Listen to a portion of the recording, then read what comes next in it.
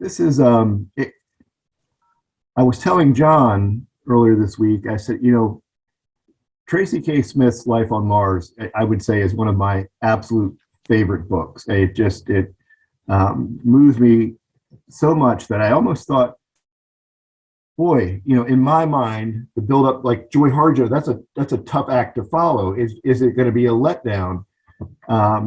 And as soon as I picked the book back up and I was like, oh no, she's so different. She has such a different,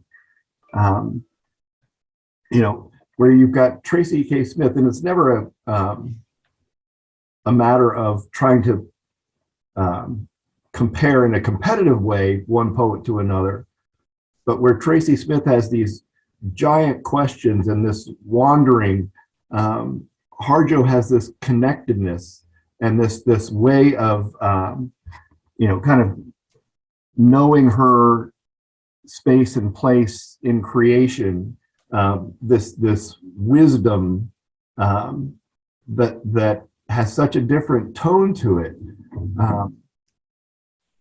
So in thinking about Harjo, so here's somebody who was born in Tulsa, Oklahoma, 1951 in May. She's a member of the Muskogee Creek Nation. She got her undergraduate at University of New Mexico, and then she got her MFA from the Iowa Writers Workshop. You may have picked up, she's a poet, musician, playwright. She's written memoirs and children's books, and I have a quick moment here. I'll see if I can share with sound.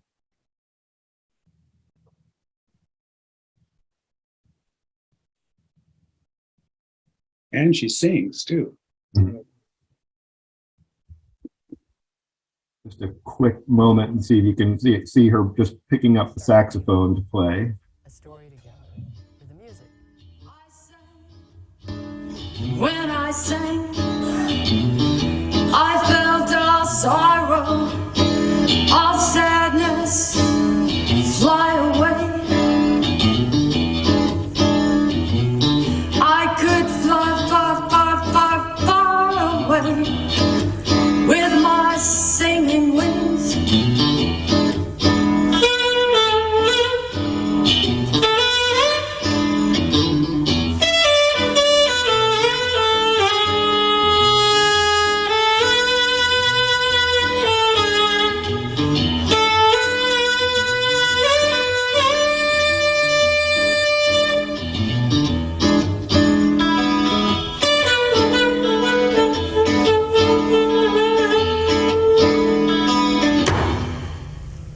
This is what I think about your music, he shouted.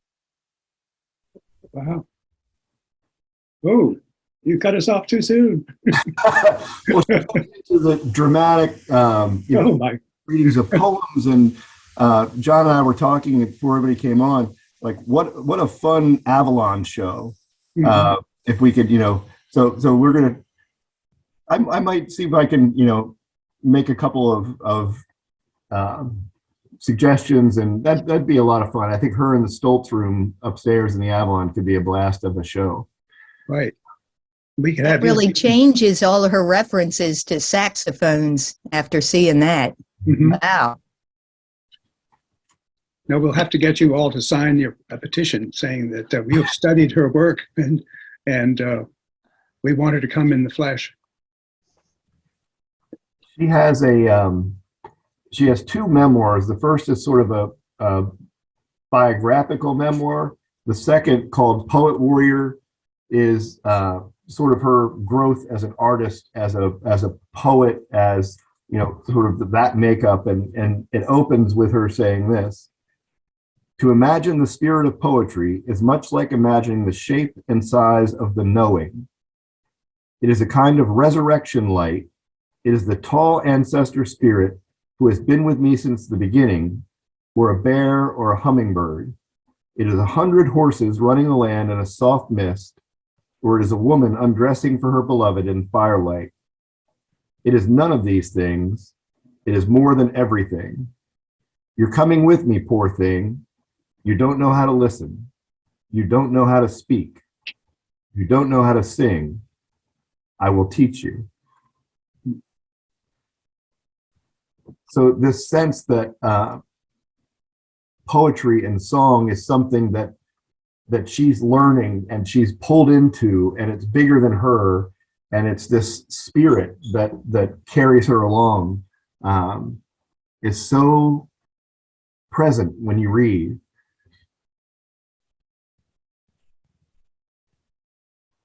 And she talks about her reason for writing in Poet Warrior. And she has this idea, and she talks with her relatives and friends and ancestors, the old ones, the circle of old ones, she said. And she says, they all agree that we are being brought to a place where we will once again remember how to speak with animals, plants, and life forms. We will once again know our humble place as two-legged humans. Humans are not the only ones with a spirit, they reminded, nor are we more important than everyone else. And all of those things really come through in her poetry. Yes. And there's such a strong environmental note in her work. It's the connectivity of everything, and we see that in Tracy Smith too. Mm-hmm. So there are some connections. I think I'm falling in love with Joey Harjo after having fallen in love with Tracy Smith. So we'll start and we'll try to do a poem at a time, and then kind of pause between and see what people have to say. And John, if you want to, there are not numbers that give us, kind of breaks between, so we can go back and forth pages. Sure. So let's. Which page are you starting on, Michael? I'll pull up the screen. We'll start with the. So if you have a book, it's page 4, calling the spirit back from wandering the earth in its human feet. Okay.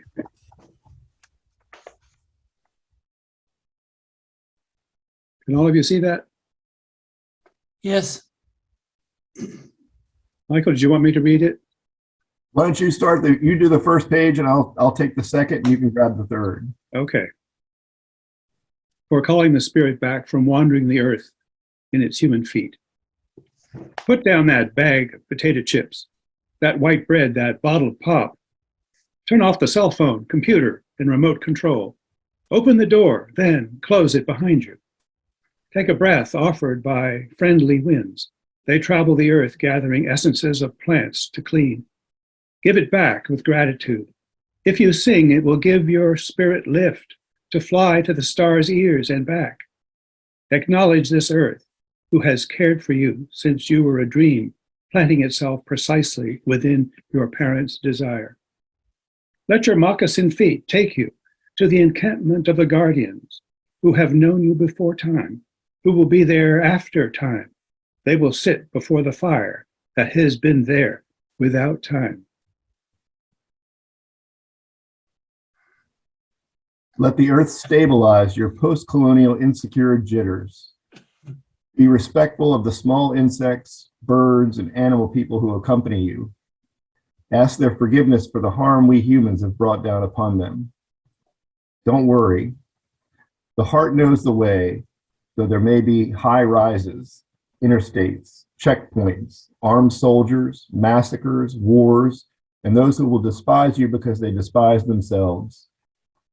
The journey might take you a few hours, a day, a year, a few years, 100, 1,000, or even more. Watch your mind. Without training, it might run away and leave your heart for the immense human feast set by the thieves of time. Do not hold regrets. When you find your way to the circle, to the fire kept burning by the keepers of your soul, you will be welcomed. You must clean yourself with cedar, sage, or other healing plant. Cut the ties you have to failure and shame. Let go the pain you're holding in your mind, your shoulders, your heart, all the way to your feet. Let go of the pain of your... Let go of the pain of your ancestors. to make way for those who are heading in our direction. Ask for forgiveness. Call upon the help of those who love you. These keepers take many forms: animal, element, bird, angel, saint, stone, or ancestor. Call your spirit back. It may be caught in corners and creases of shame, judgment, and human abuse. You may call in a way that your spirit will want to return. Speak to it as you would to a beloved child. Welcome your spirit back from its wandering. It may return in pieces, in tatters. Gather them together. They will be happy to be found after being lost for so long. Your spirit will need to sleep a while after it is bathed and given clean clothes. Now you can have a party. Invite everyone you know, who loves and supports you. Keep room for those who have no place to go. Make a giveaway, and remember, keep the speeches short. Then you must do this: help the next person find their way through the dark.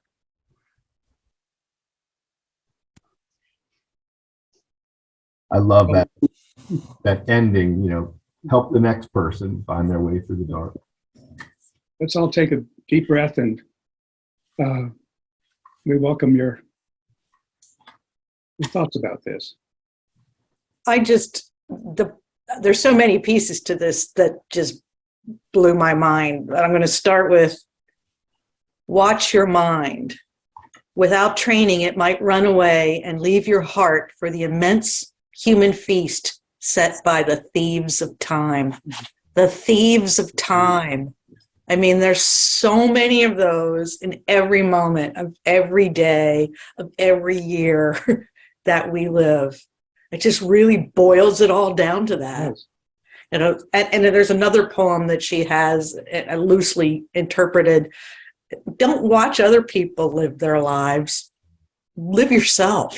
Mm-hmm. And I think we get so lost in that in the world we're in and have to be so careful. And I think this is a great roadmap. Mm-hmm. Yes.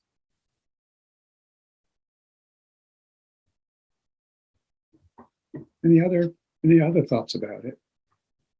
It's like a condensation of a whole walk through life and all the things you pick up along the way. If I were trying to come up with something to give to a kid because I was the godmother or something, I'd give this poem. This would be like a roadmap for how to do it all the way through. Yes. I love the reference to don't worry, don't be obsessed with things, do not hold regrets. That's a big one. How many of us think of, if I had only done X, Y, or Z? Don't get rid of it. Move on. Live in the now. Suzanne and Karen both used the term roadmap, and that strikes me as very, very accurate of kind of what her poetry is. It's kind of a roadmap of the soul, for the soul. Well, she talks about welcome your spirit back from wandering. Mm-hmm. It may return in pieces, in tatters. Gather them together. They will be happy to be found after being lost for so long. So, you're lost, you're found, you're wandering. But just that imagery of you're in pieces and in tatters, it really spoke to me. There's your spirit.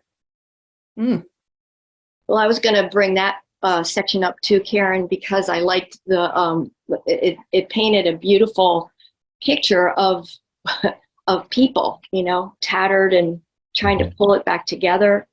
And the word spirit and breath were kind of throughout this. And at the beginning it says, take a breath offered by friendly winds. They travel the earth, gathering essences of plants to clean. Give it back with gratitude. So my picture is we take it in, oh, this is great. And then breathe it out. So thankful that we have that. And I mean, you don't even think about breathing. Mm-hmm. I actually did not like this poem. It's okay.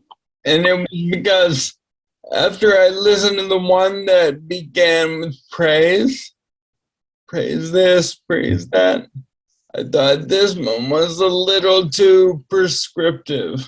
Do this, do this, do this. And praise was a little more open-ended. Good point. Great point, Sam. That's an interesting way to think about it.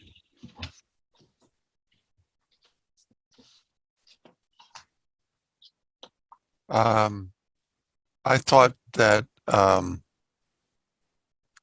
the 1, 2, 3, 4, the first 5 lines of the poem were an open-ended invitation to listen.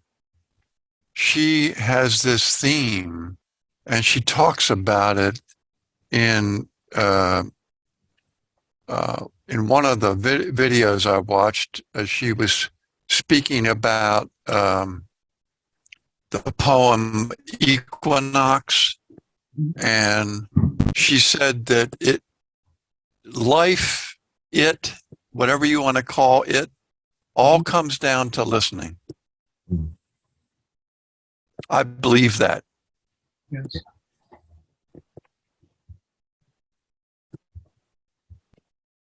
This could almost be I could imagine it being part of a church liturgy,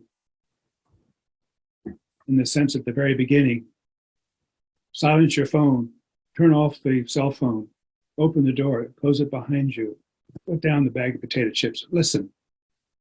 And it goes on and becomes, as you said, Sam, prescriptive. I felt like I was, in the middle of a meditation. And as Peggy was saying, the breathe in and the breathe out, be present. As Howard was saying, listen, pay attention, be down, from the tippity top of your head down to your toes, inside and out. Yeah. She felt like she covered, and from time immemorial until time to the future. All of it. Right. Yeah, celebrate the now. Listen to it. It reminds me of going outside on a beautiful day when flowers are in bloom. You smell something. It gives you that sense of a cleansing breath, hope, joy. We've all had those moments. I think maybe that sense of prescriptiveness that you get from it, Sam, might shift if you think of it as she's talking to herself rather than talking to someone else. Because I took the poem as meaning, this is a person talking to herself and kind of reminding herself of the path to go.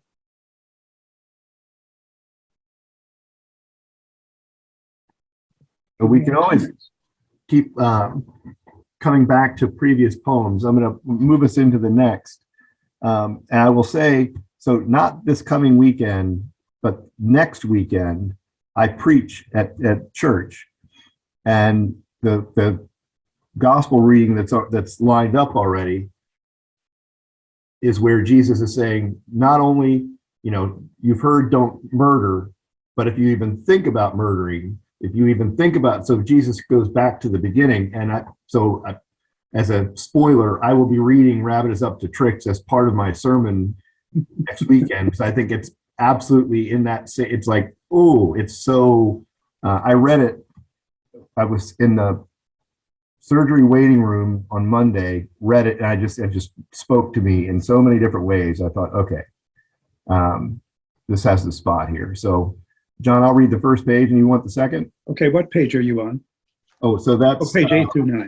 Page 8 and 9, right? All right, Rabbit is Up to Tricks.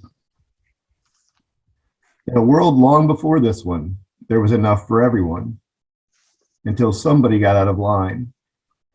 We heard it was Rabbit, fooling around with clay and the wind. Everybody was tired of his tricks, and no one would play with him. He was lonely in the world, So Rabbit thought to make a person. And when he blew into the mouth of that crude figure to see what would happen, the clay man stood up. Rabbit showed the clay man how to steal a chicken. The clay man obeyed. Then Rabbit showed him how to steal corn. The clay man obeyed. Then he showed him how to steal someone's wife. The clay man obeyed. Rabbit felt important and powerful. The clay man felt important and powerful. Once that clay man started, he could not stop. Once he took that chicken, he wanted all the chickens. And once he took that corn, he wanted all the corn. And once he took that wife, he wanted all the wives. He was insatiable. Then he had a taste for gold, and he wanted all the gold. Then it was land and anything else he saw. His wanting only made him want more. Soon it was countries, and then it was trade. The wanting infected the earth. We lost track of the purposes and reasons for life. We began to forget our songs. We forgot our stories. We could no longer see or hear our ancestors or talk with each other across the kitchen table. Forests were being mowed down all over the world, and Rabbit had no place to play. Rabbit's trick had backfired. Rabbit tried to call the clay man back, but when the clay man wouldn't listen, Rabbit realized he'd made a clay man with no ears.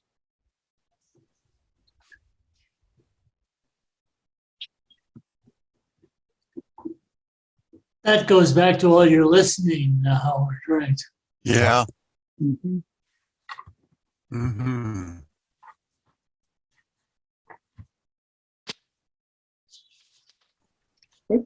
That language. I think it goes. Go ahead, Howard. Am I muted? You're good. Yeah, I think this poem also gets to the eternal question of what is enough. Mm. And I think it's one of the most challenging things that we have to go through in our lives, is determining what is enough and what can I share. And that's a whole another 5 or 6 courses with with you guys. Does anybody know what the trickster is as a term? There's a lot of mythology in Native American culture about the trickster. It serves kind of the same point as Dionysus or Loki in the West.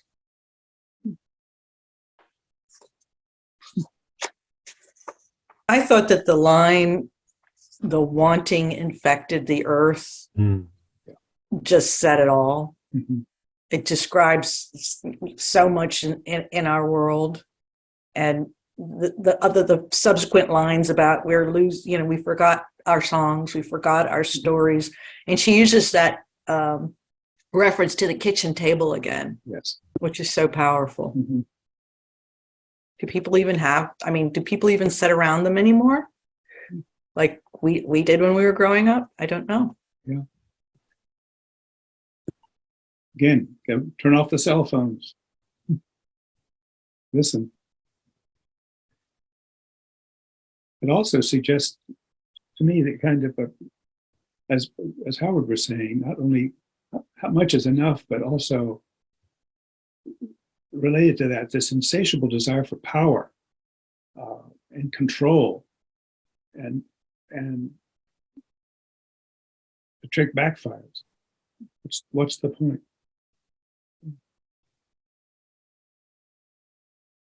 And this idea that you kind of put us where we are in time in the world, and that it's learned. We have this, somebody's taught us this, and we just kind of keep passing it down until it's out of control. and it breaks your heart to read. I mean, that ending of no ears, being made with no ears, to not be able to listen. Kind of realizing things have gone haywire, but it's too late. Exactly. And it's interesting too, isn't it, how it opens? It opens in a world long before this one. There was enough for everyone, and then we have that ending. There was enough.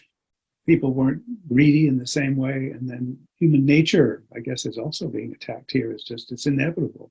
Keeping up with the Joneses. Who has the neatest laptop? Who's got the best cell phone? All of that stuff. We're guilty of it, and we want things like that as well, or things like it, material things. The criticism of acquisition of material stuff. Right.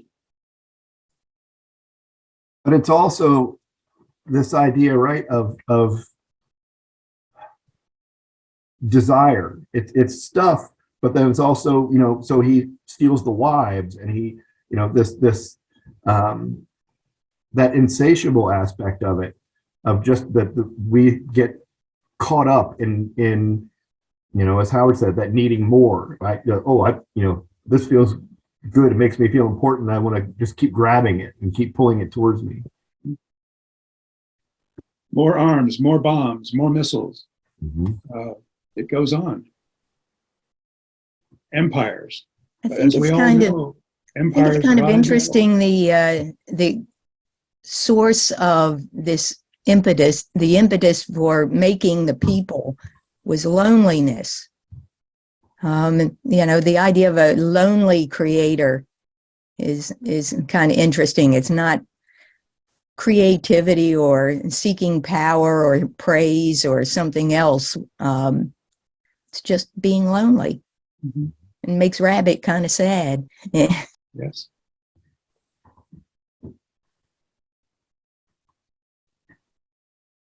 So as we move on, we've got, the next one we had called up is on page 14, Once the World Was Perfect.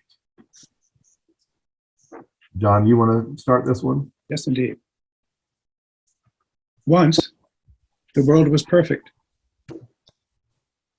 Once the world was perfect, and we were happy in that world. Then we took it for granted. Discontent began a small rumble into the earthly mind. Then doubt pushed through with its spiked head.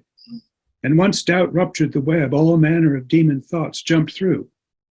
We destroyed the world we had been given for inspiration, for life. Each stone of jealousy, each stone of fear, greed, envy, and hatred put out the light. No one was out without a stone in his or her hand. There we were, right back where we had started. We were bumping into each other in the dark, and how we had no place to live since we didn't know how to live with each other. Then one of the stumbling ones took pity on another and shared a blanket. A spark of kindness made a light. The light made an opening in the darkness. Everyone worked together to make a ladder. A Wind Clan person climbed out first into the next world. And then the other clans, the children of those clans, their children, and their children, all the way through time to now, into this morning light to you.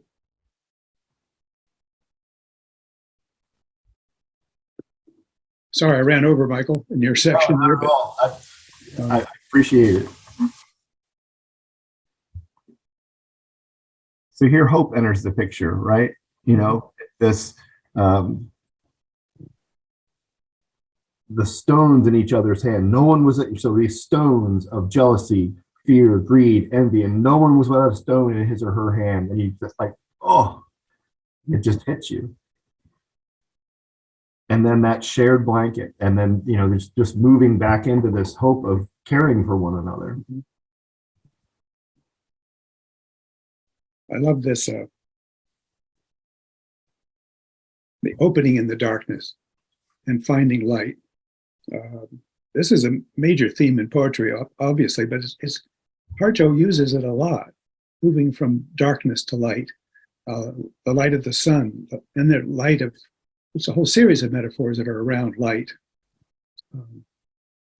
Darkness is often presented as evil.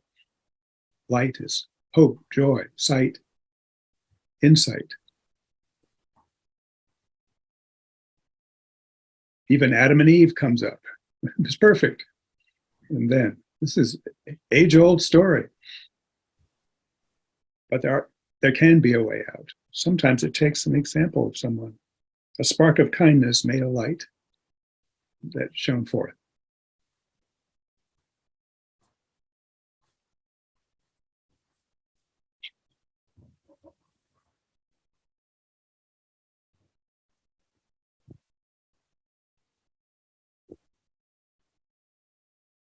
We'll keep pushing along a bit here.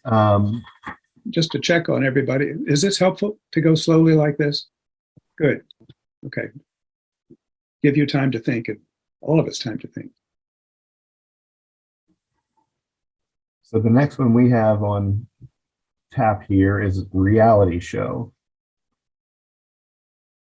which everybody can relate to, right? There's that's all over the place on TV. What page, Michael? Oh, so that is page 25, if you have a book. Yep.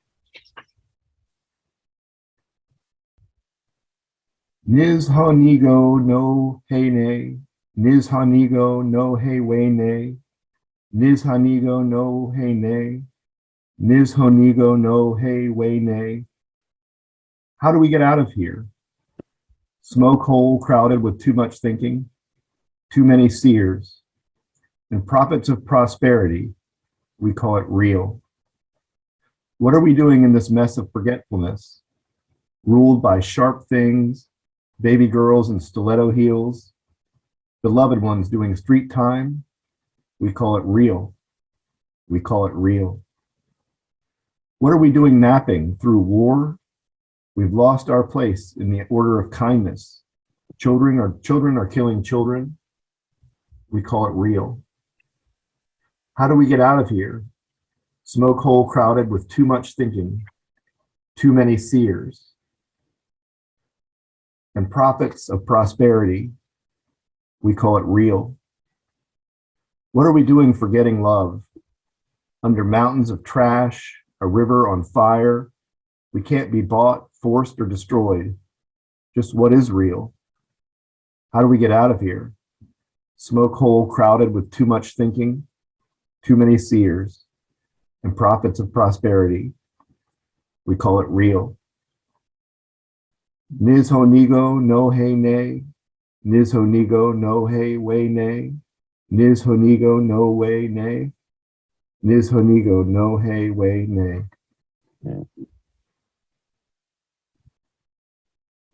Michael, compliments on your dialect.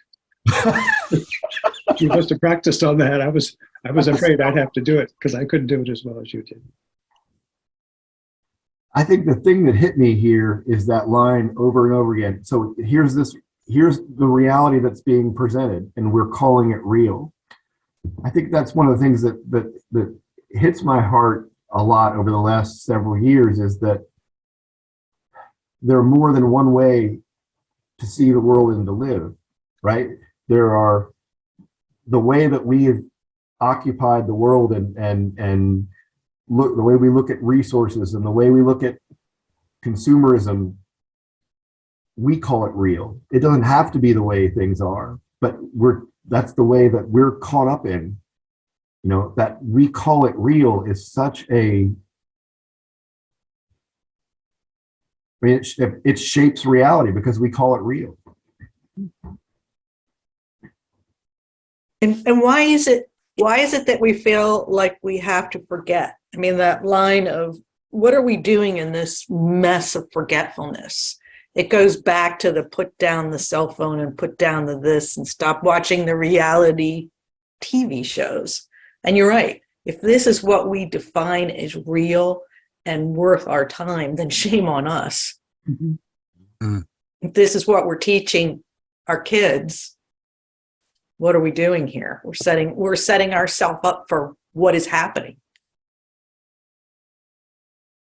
I thought the pattern of this poem was really interesting because repeating that part about the smoke hole and too many seers and everything seemed like a commercial being played over and over during a show when you're trying to get into the flow of things. And it just keeps showing you the same thing over and over again. And the saying we call it real. I've got a long-standing complaint with people that say when I'm being optimistic, oh, get real. Like reality is only the bad stuff, not the good stuff. So. Well said, Suzanne. I'm curious about your thought about this, the smoke hole. What is the smoke hole?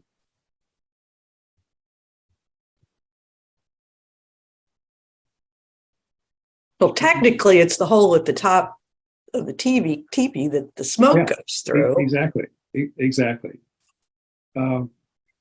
It's where your messages go to the gods. Right? So is this an accusation to those native people? Too much thinking, too many seers. Doesn't it say that? Yeah, too many seers. Prophets of prosperity. It seems to me it's not just the commercial world of acquiring that's been talked about before, but here is it a kind of a j'accuse, you know? We too, too much thinking, too much hope for finding our promised world from which we've been ousted. Maybe I'm reading this wrong, but when I heard smoke hole, I immediately thought, like Karen said, of the teepee, the tent. It's culpability, right? If we're in it, you know, if we call it real, you know, the we is all of us. And so if we're going to get out of that too much thinking, too many seers, the prophets of prosperity, we have to decide a different reality. But I love that, Suzanne. You know, we're crowding the hole that has our direct link to the higher power. I like that a lot. We're blocking it by our own choice. I like the line, we've lost our place in the order of kindness. Who can help me here? Who was it that said, I have 3 things I would like you to do? Be kind, and be kind. Who was that?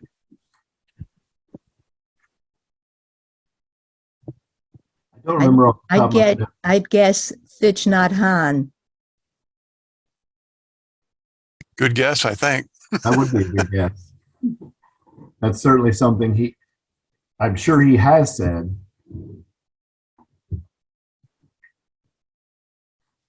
Thank you, Susie. What are these sharp things in the second stanza? No, I'm sorry, it's third stanza. What are we doing in this mess of forgetfulness, ruled by sharp things? Baby girls in stiletto heels. Call it real. We call it real. Ruled by sharp things. It was Henry James. Henry James said, be kind. Henry James? Yeah. Thank you. Thank you. Thanks for making me a liar. Well,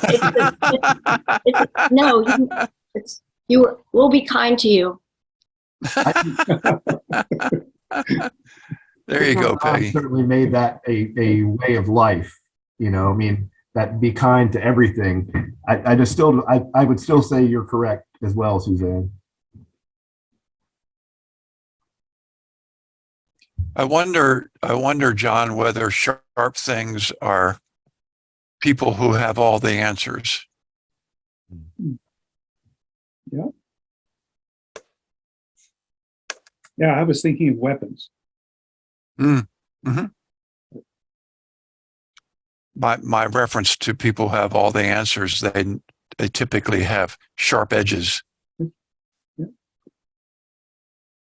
Boy, it expands out, doesn't it? So the next one we have on the list is on page 31, Talking with the Sun. John, have you got this one? Yes. Let's see. Yeah, I'll do the first page and you do the second, Michael. Okay. Unless we have anyone with a book who would like to read. Talking with the Sun.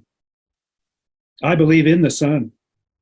In the tangle of human failures, of fear, greed, and forgetfulness, the sun gives me clarity. When explorers first encountered my people, they called us heathens, sun worshippers. They didn't understand that the sun is a relative and illuminates our path on this earth. After dancing all night in a circle, we realize that we are a part of a larger sense of stars and planets dancing with us overhead. When the sun rises, at the apex of the ceremony, we are renewed. There is no mistaking this in connection. Though Walmart might be just down the road, humans are vulnerable and rely on the kindness of the earth and the sun. We exist together in a sacred field of meaning. Our earth is shifting. We can all see it. I hear from my Inuit and Yupik relatives up north that everything has changed. It's so hot. There is not enough winter. Animals are confused. Ice is melting. The quantum physicists have it right. They're beginning to think like Indians. Everything is connected dynamically at an intimate level. When you remember this, then the current wobble of the earth makes sense. How much more oil can be drained without replacement, without reciprocity? I walked out of a hotel room just off Times Square at dawn to find the sun. It was the fourth morning since the birth of my fourth granddaughter. This was the morning I was to present her to the sun as a relative, as one of us. It was still dark, overcast as I walked through Times Square. I stood beneath the 21st century totem pole of symbols of multinational corporations made of flash and neon. The sun rose up over the city, but I couldn't see it amidst the rain. While I was not at home, bundling up the baby to carry her outside, I carried this newborn girl within the cradle board of my heart. I held her up and presented her to the sun so she would be recognized as a relative, so that she won't forget this connection, this promise, so that we all remember the sacredness of life.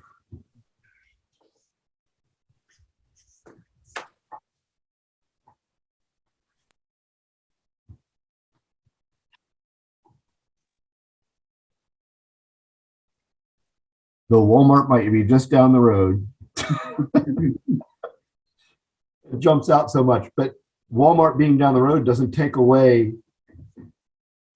this connection, this presence. Right. I love the image of holding the child up and presenting her to the sun so she would be recognized as a relative. There's something in that ritual. It's kind of like a baptism, or it's a so that the child won't forget this connection to the sun, and not the Walmart that's down the road.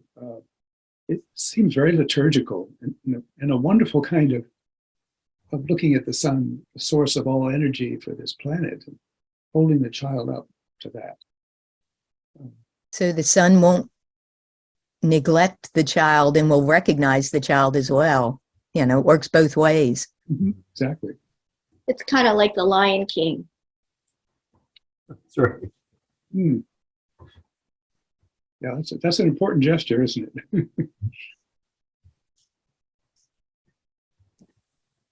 Question for you all is: are these two prescriptive?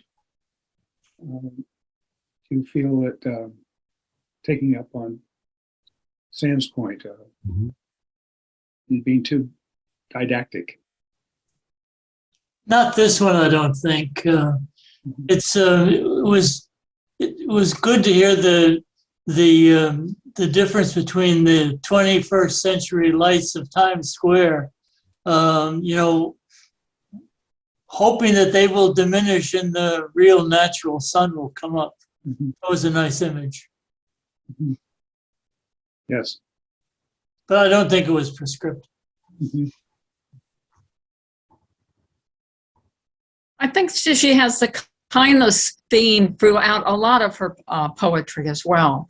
It is really important to her that people hear about the kindness, and she's very grounding. Her the way she does her poetry, it grounds you with feelings.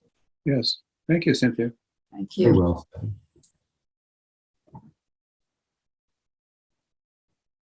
I see Emily there, but we can't hear her.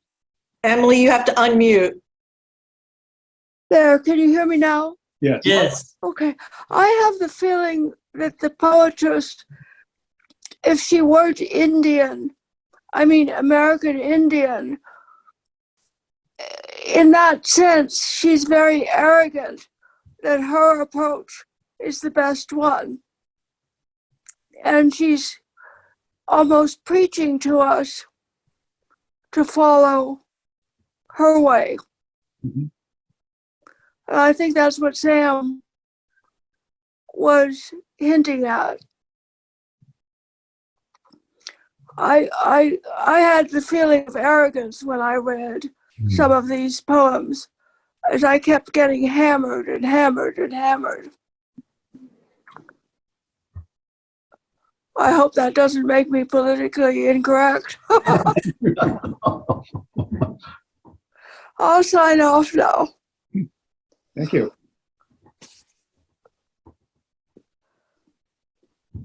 We can still see you in case you don't know that. Oh, okay. Yeah. That's an interesting, this sense of, and you do get that sense that her heritage and connectedness to creation and feeling like, I'll say, Western culture has lost that. And so there is this sense of loss, and that she's taking the path that she feels, or that she knows, or she has experienced, as a way to reconnect us. But that's certainly, there is a sense of that she has knowledge that we don't. Oh, I also get a feeling that when reading this poetry, that we all belong to those first beings. We're all a member of this tribe. I mean, everyone in the world, all the animals, all the plants, all the beings, we're all a member of the same tribe. And that I get the exact opposite feeling when I read this. I feel like she's speaking to us. She's, as someone was saying, I think, John, you said, speaking to herself, or Suzanne speaking to herself, but also speaking to us as part of her family. Mm-hmm.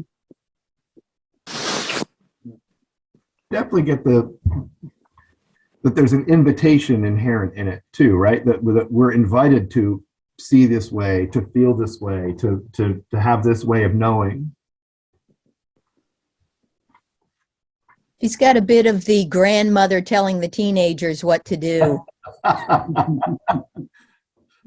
That's a fair thought. And she points out that she's a grandmother here, right? It's a really good description, Suzanne. Like it's not like pontificating. It's more like, here's the wisdom I've gathered thus far. Let me pass it to you. Mm-hmm. Well said, Sam.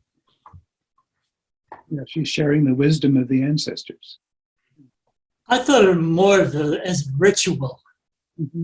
Mm.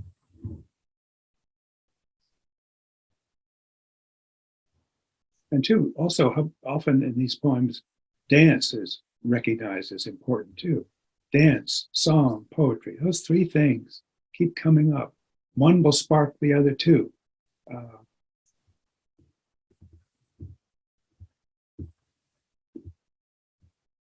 And I think going back in various cultures, that's always been true, whether you're a Native American or not.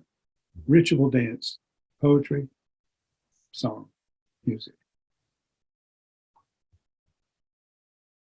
I almost find too that you could take one line from almost all of her poems, and in this one, just this one line to me, it's so hot, there is not enough winter.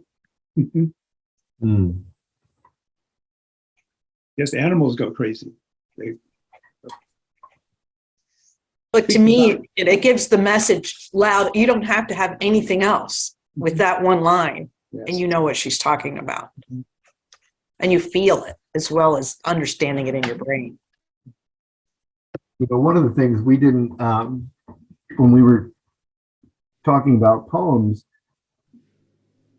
if you have a copy of the book, you've noticed that between each named poem, there's this kind of connected thread of prose poem would be the best thing I could call it, or aphorism, and it goes from one and it kind of connects over the next. And some of them are absolutely stop me in my tracks, like, Yes. oh, wow. So if you haven't gotten a copy of the book and you're able to, the reading experience of it, I love those little poetic pauses that just kind of give you something to connect the thread. If I could just follow up on that, Michael, there's one on page 27. It's going back to music. And this little vignette. When I blow my horn, I depend on the assistance of the winds. I depend on love. I hear my saxophone ancestors, beginning with Lester Young, Ben Webster, John Coltrane, to Jim Pepper, and hear the ancient guardian of the grounds calling out in each direction with a conch shell. We are all here, they tell me, still singing about where we have been and where we're going.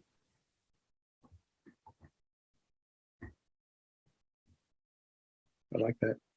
I really like that musical ancestors bit. Yes.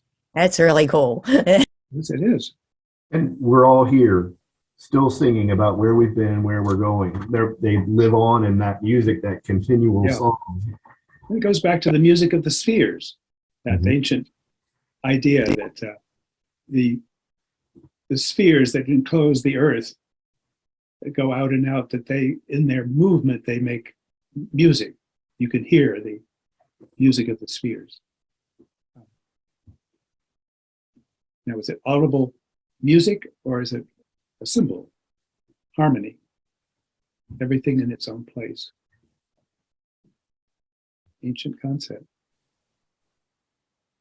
So the next one we have queued up is Motherfield, which is on page 37. John, if you want the... Sure. Start with that. Motherfield. That night we headed to the bar. My Jones was for the music humping through the door. No stars yet in the ache of the sky, and a rat hung in the mouth of the fat cat. Everyone was there, in each burrow of booth, including Spook and the knot of Indian school brats.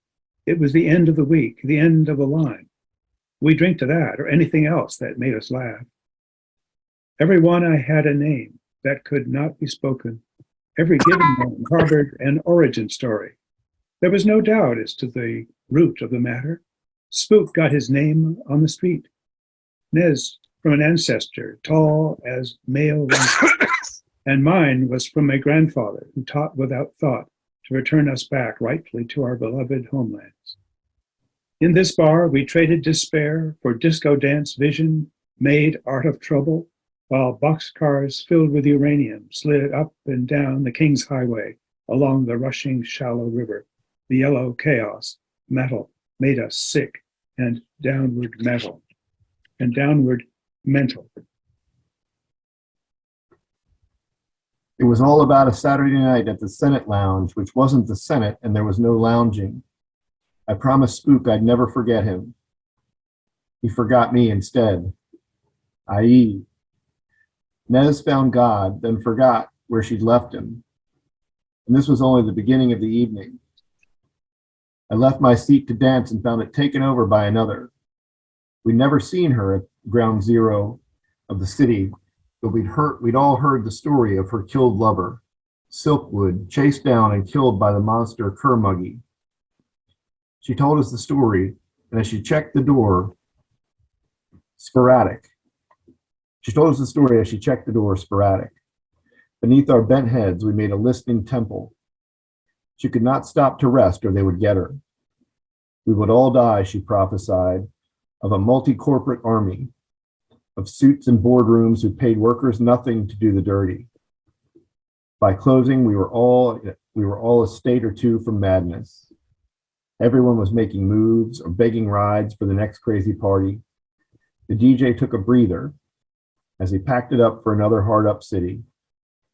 We offered her refuge. Instead, she fled. She only took what she could carry. I don't remember her name or what compelled me to forget. So drenched that night, we all were from tough knowledge spilling out across the dark earth in this vulnerable, pulsing mother field.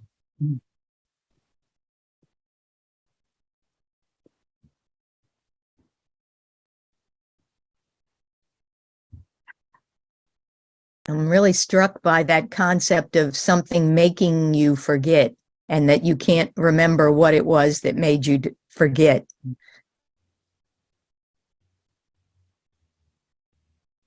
That feels true to life for me a lot of times recently. I know I forget. I don't even know what I forget or why, but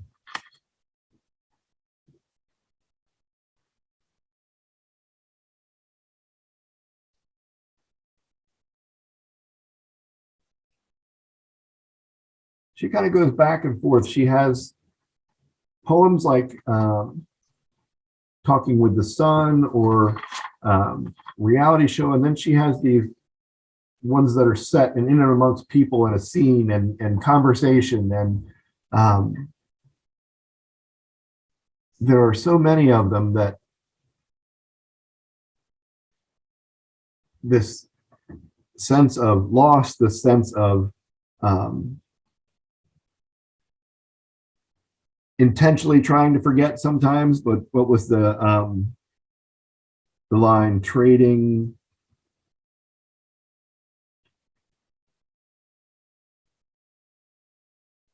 despair for disco dance vision, so like just being caught up and letting it go into a night of being together, of being at the bar, of dancing. But it's also seemed, I mean, I could picture that scene, sitting all close, it's loud, there's music, everybody's talking, their heads are tented together, but I just kind of, it was like desperation almost. I felt like they didn't have any answers, and then this person was gone and forgotten, but not really. I mean, they knew the essence of it, but I just got a feeling of like heaviness, of desperation, of I didn't get any feeling that of hope there at all. Yeah. By closing, we were all in a state or two from madness. Everybody was making moves, begging for rides in the next party. Looks like the whole scene at the bar, going to the bar on a Friday night, Saturday night, drinking a lot, dancing, and solving life's problems, and enjoying the booze, and then what happens when you come back home? And when can we go back again to this world that allows forgetfulness and pleasure? And then the tough knowledge returns. Yeah, exactly. Spilling out across the dark earth in this vulnerable, pulsing mother field. Mm-hmm. And the mother field, it's like a field of, the word field doesn't mean, I don't think, a farmland, but the mother field is a kind of an attraction, isn't it? It's like an electronic field, electric field. That's just, I don't know how else to explain it. But the mother field. I don't know whether I'm making any sense at all or not.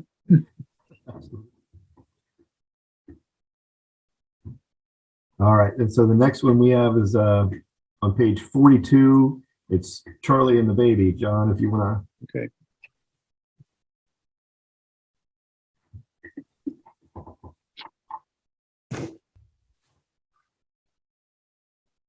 Charlie was in Venice, wheeling his granddaughter in a stroller down the boardwalk through noisy spring crowds.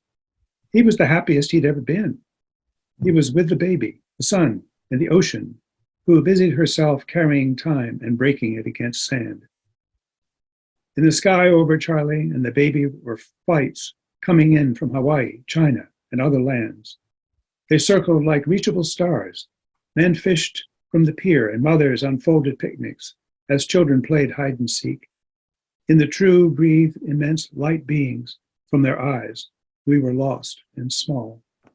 Charlie called and asked me how I was doing. I probably recited the usual, you know. I'm living a life that takes me almost everywhere. Jet lag, band practice, the kids, poems. Charlie was weary with the poverty of making a living comedy. He laughed. I could smell sea riding wind, could hear the baby's laughter.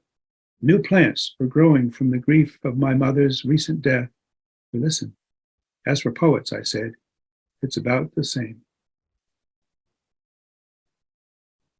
We talked about what we always talked: history, saxophones, kids, words, Floyd, Buffy, Jennifer, Jesus, healing, airplanes, Floyd, prayers, philosophy, Indians, and why we're in the predicament we're in. Every word that's ever said tries to find a way to live. You're gone now, and I'm still in this predicament called living, Charlie. I imagine things don't change much when you cross the line. You are still you. I'm still here at the other end of this long, long wave, listening.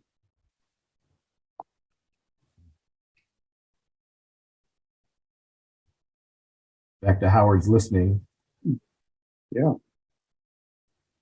And you can tell by my underlining that that line, every word that's ever said tries to find a way to live. To me, that was one of those blew my mind to think about.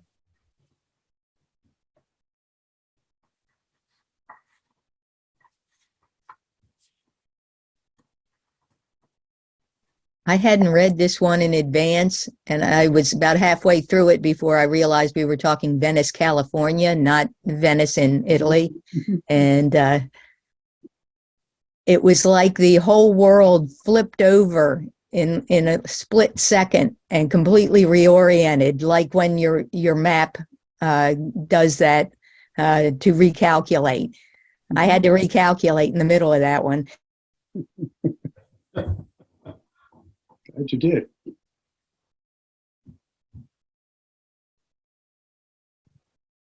And Karen mentioned lines earlier. The one that jumped out at me early on too was the ocean who busied herself carrying time and breaking it against the sand. That's another profound one.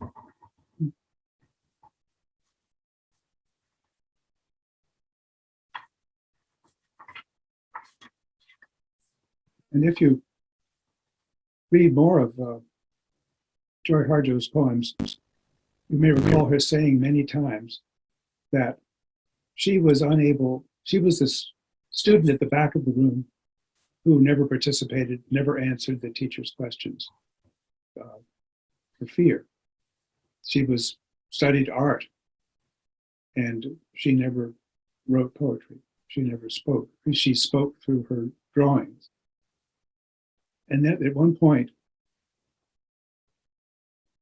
poetry took over, as if poetry was some kind of a being or an impulse or a motivator who came in, and all of a sudden she found her voice in poetry. And once she found her voice in poetry, then comes dance, then comes music, then comes her coming out of her retired and embarrassed self as she sits at the back of the room and say, won't participate. That doesn't mean she's not listening. That word listening again.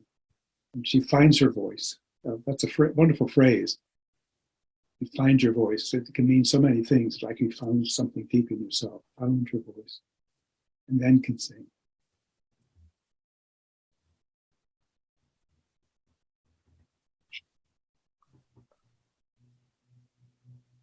So the next one we have is from page 56, The First Day Without a Mother. Okay. Why don't you read it, Michael? Okay. The first day without a mother. In the hour of indigo, between sleeping and wake, a beloved teacher sits up on the funeral pyre. He smiles at me through flames that are dancing as they eat. I will see you again is one of the names for blue, a color beyond the human sky of mind. 1/3 up the ladder of blue is where we sit for grief. I was abandoned by lovers, by ideas that leaped ahead of time, and by a father looking for a vision he would never find. Do not leave me again, I want to cry as the blue fire takes my teacher. His ashes cool in my hands. I'm too proud to let go the tears. They're still in me. I keep looking back. Maybe I have turned to salt. It burns blue like the spirits who have already started to call me home, up over the last earthy hill broken through the starts of blue flowers that heal the wounded heart. Chickadee sings at dawn. I sit up in the dark, drenched in longing. I am carrying over 1,000 names for blue that I didn't have at dusk. How will I feed and care for all of them?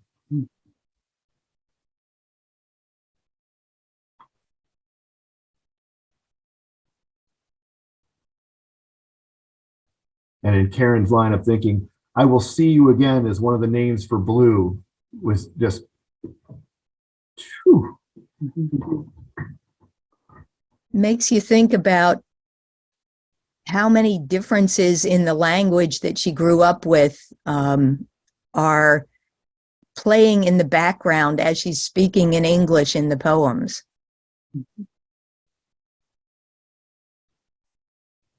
Great thought. I want to know what all the other colors are.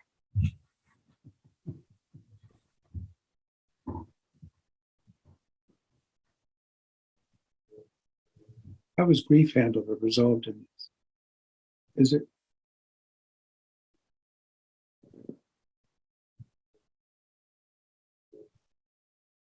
The blue fire, do not take me again.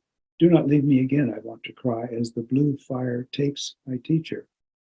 His ashes cool in my hands. I keep looking back. Started to call me home, up over the last earthy hill, broken through with starts of blue flowers that heal the wounded heart. There's a transition here, isn't there?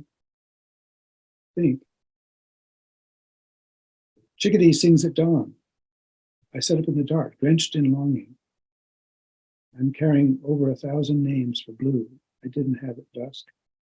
How will I feed and care for? Is there any hope here?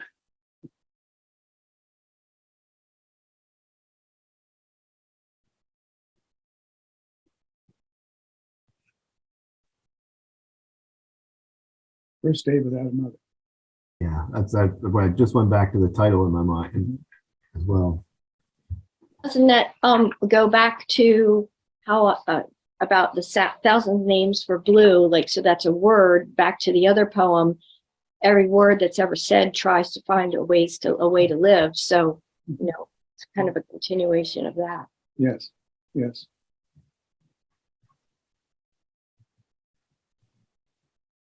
And thinking in that grief way, like, I will see you again as a name for blue. Then you get down to the bottom, you know, I have over 1,000 names for blue that I didn't have. I mean, this, and what do you do with it all? Mm-hmm. And we can all remember what it was like the first day without a mother. Grief, loss, everything.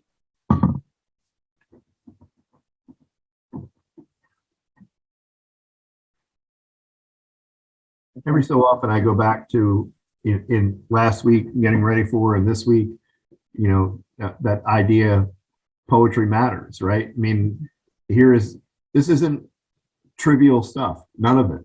You know, not last week, not this week. It's all the big stuff. Yes. It's all the most important things. Michael, you know, we were talking about before how our lives are filled with activities and sometimes unimportant ones. Consuming, buying, all of that. I feel, and it just sort of came over me, our meeting with this group is a moment of withdrawal and quiet, meditation, looking at a poem and seeing what's below the surface and seeing that we don't always look at those things. I find myself, I could say, rejuvenated. After one of these classes, I get up and, oh my, all these wonderful friends out there. And I can hardly wait for the coming week.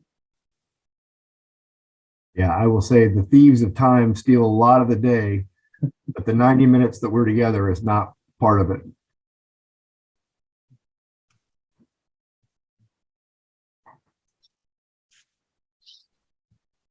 Well, I think, John, the next one was this morning, I pray for my enemies. Yes. Which That was is page 75. That's a very powerful poem, I think. Is it okay if I read it, Michael? Yes, please. This morning I pray for my enemies. And whom do I call my enemy? An enemy must be worthy of engagement. I turn in the direction of the sun and keep walking. It's the heart that asks the question, not my furious mind. The heart is the smaller cousin of the sun and sees and knows everything. It hears the gnashing even as it hears the blessing. The door to the mind should only open from the heart. An enemy who gets in risks the danger of becoming a friend.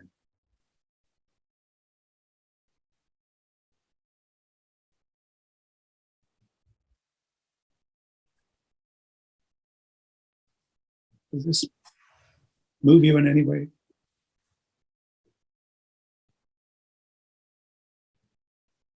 What is an enemy?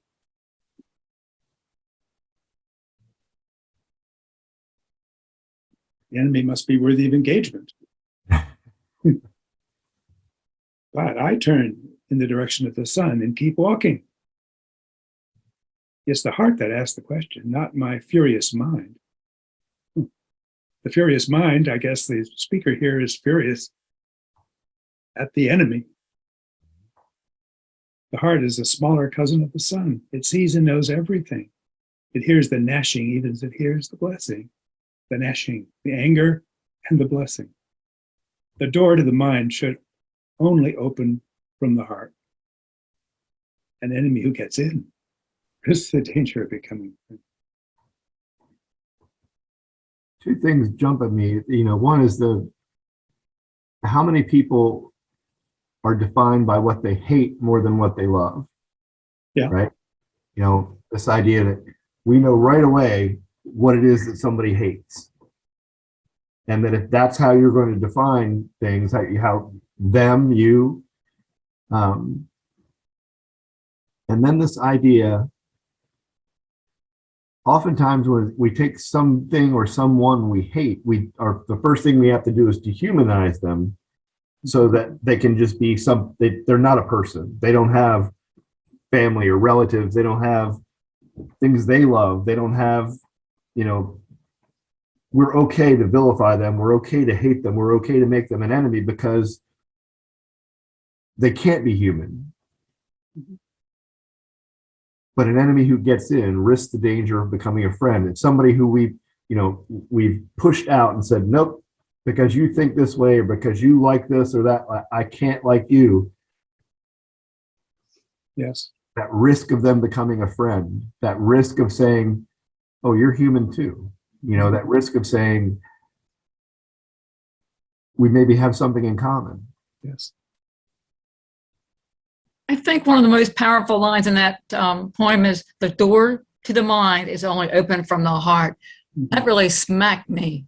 I mean, it's really, they say, well, oh, I feel it with, I understand with my mind, but it's my heart. Sometimes you try to separate the two, but there isn't any separation really. You'd like to think, oh, I'm thinking very logically. It's not with my heart, but I don't, in my opinion, I think that the two of them are definitely interrelated, and you can't say, oh, I feel this, but I can't think it. Mm-hmm. Mm-hmm. And I prefer to think with both of them. Or to act with both of them. I think it going with, I don't know, Howard, are you still in the program?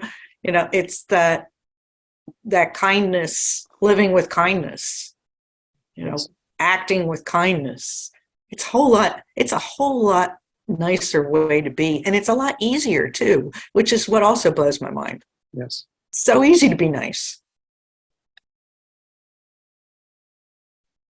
I was struck by the idea of the heart being a small sun. Mm-hmm. And it reminded me of the same kind of feeling I get from people in, the Western viewpoint versus, the Native American viewpoint, that we're all made of stars, that we're made of the same stuff as stars. It's the same kind of idea, just getting at it from a different sort of direction. Tracy Smith again, in some ways.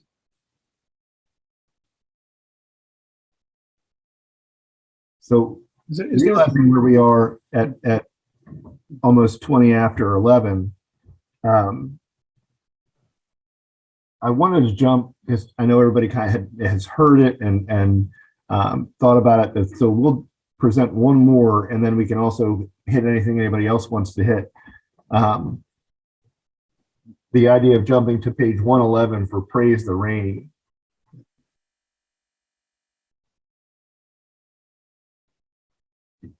And I'll open this as anybody besides John and I want to give it a read. Another reader.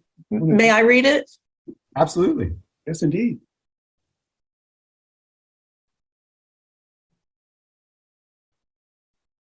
It's on page 111. Praise the rain. Praise the rain, the seagull dive, the curl of plant, the ravens talk. Praise the hurt, the house slack, the stand of trees, the dignity. Praise the dark, the moon cradle, the sky fall, the bear sleep. Praise the mist, the warrior name, the earth eclipse, the fired leap. Praise the backwards, upward sky, the baby cry, the spirit food. Praise canoe, the fish rush, the hole for frog, the upside down. Praise the day, the cloud cup, the mind flat, forget it all. Praise crazy, praise sad, praise the path on which we've led, praise the roads on earth and water, praise the eater and the eaten. Praise beginnings. Praise the end. Praise the song and praise the singer. Praise the rain. It brings more rain. Praise the rain. It brings more rain. Nicely read. Beautifully read. Wonderfully read. She's read her Whitman.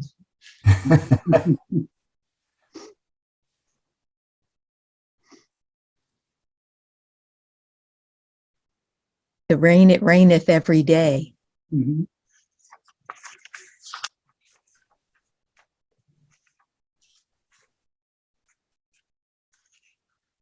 there's this, Sam mentioned in the beginning, that praise idea, this praise everything, right? The good, the bad, the crazy, the sad. It just hits this wholeness that includes everything.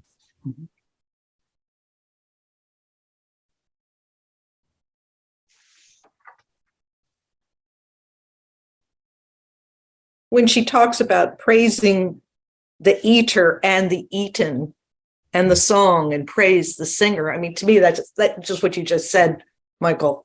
It's all of it.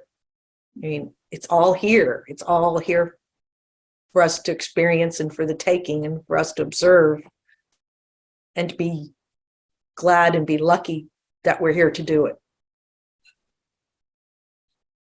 And think Yeah, about. I'm sorry. No, go ahead, Howard. Can you hear me? Yep. Yes. Yeah, I think you could substitute every word praise for I have gratitude for the rain. I have gratitude for the herd. It's something that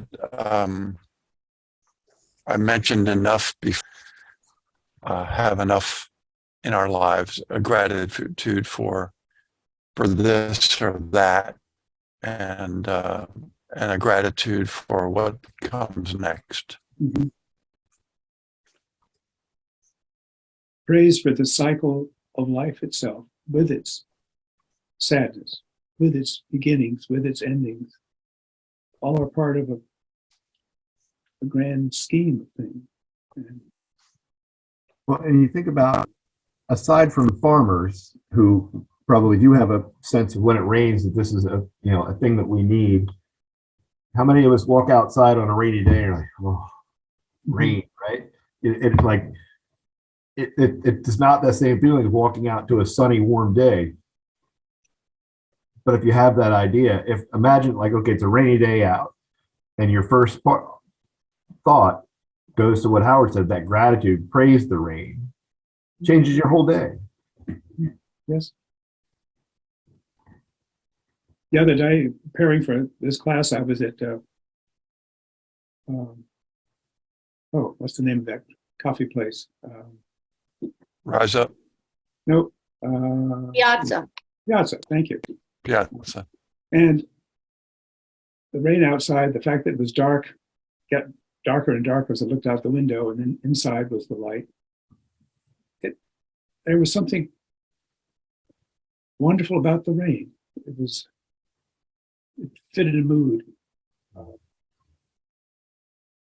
And I was happy to see it on my right, the rain, and then the brightness of the people buying coffee or buying something to take home.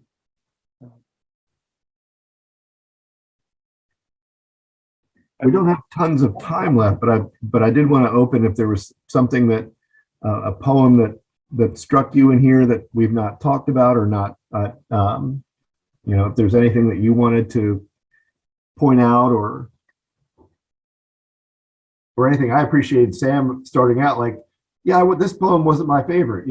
This wasn't. That's always good to know too. I just one thing I wanted to share was I loved the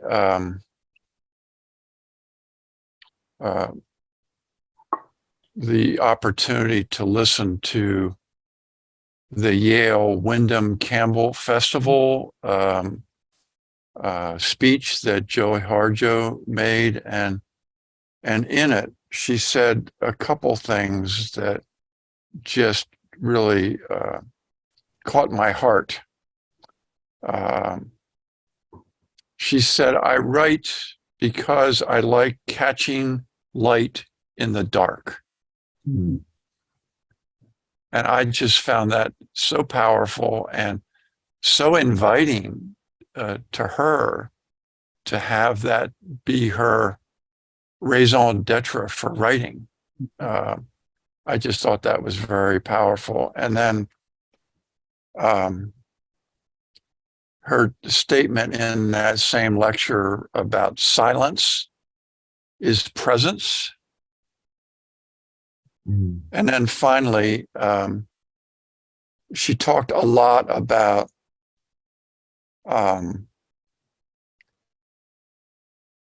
the land and our relationship to it and our stewardship, the need for our stewardship for it, and our need to take care of all the things we have been given.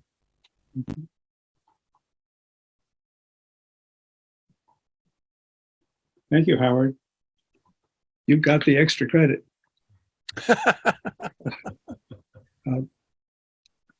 Those of you who I haven't- also checked on the poultry. I like the one instance in a poem called "The American Sunrise" about how she really does have a sense of humor. Sin was invented by the Christians, as was the devil, we sang. We were the heathens, but needed to be saved from them. Thin chance.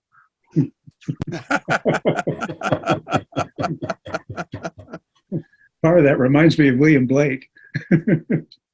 It's wonderful. Yeah, those of you who haven't had a chance to listen to the extra credit, I hope you will. I think you'll find it worth listening to. I'd like to share with you just one short piece that is in this book by Joy Harjo called "Catching the Light," and it's filled with prose poems that are very, very short. And I'm going to read just one here because time is about up. You are a story fed by the generations. You carry songs, grief, triumph, thankfulness, and joy. Feel their power as they ascend from within you. As you walk, run swiftly, even fly, to indefinite possibilities. Let go of that which burdens you. Let go of any acts of unkindness or brutality. Let go of that which has burdened your family, your community, your nation. Let go of that which has disturbed your soul. Let go one breath into another. Pray thankfulness for this earth we are. Pray thankfulness for this being we are. The sunlight touching skin we are. For this cooling by the waters we are.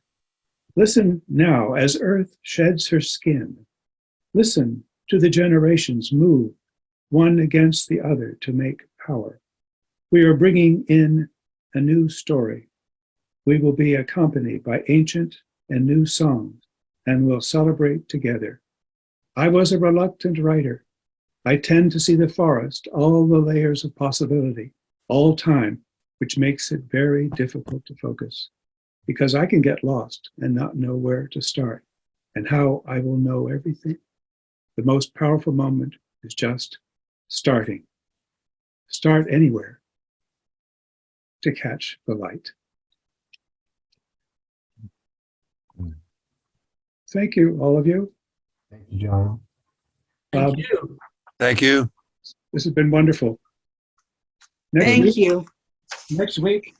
Next week, Rita Dove and Playlist for the Apocalypse. And interestingly, the way that we've ended up approaching these books, Life on Mars came out in 2011. Conflict Resolution for Holy Beings came out in 2015. And Playlist for the Apocalypse came out last year. So we're moving through time chronologically. And Rita Dove is someone who won the Pulitzer Prize decades ago. I mean, she's been around, she has an amazing career, and this new book of poems that came out last year was kind of a marked occasion for her. So we'll move into another voice, another way of being, another way of looking at things, and for next week. Looking forward to it. And again, you will hear her do a poetry reading. This will be the third time we've listened to a poetry reading, and I hope that's been helpful to those of you who can't go see one or haven't had a chance to, because it tells you so much about the poet when, in this case, she reads her own work and comments on it and is questioned by students. So enjoy. We'll see you next week. Thank you. Thank you. Thanks. Thank you all. Thank you. Thanks. Bye.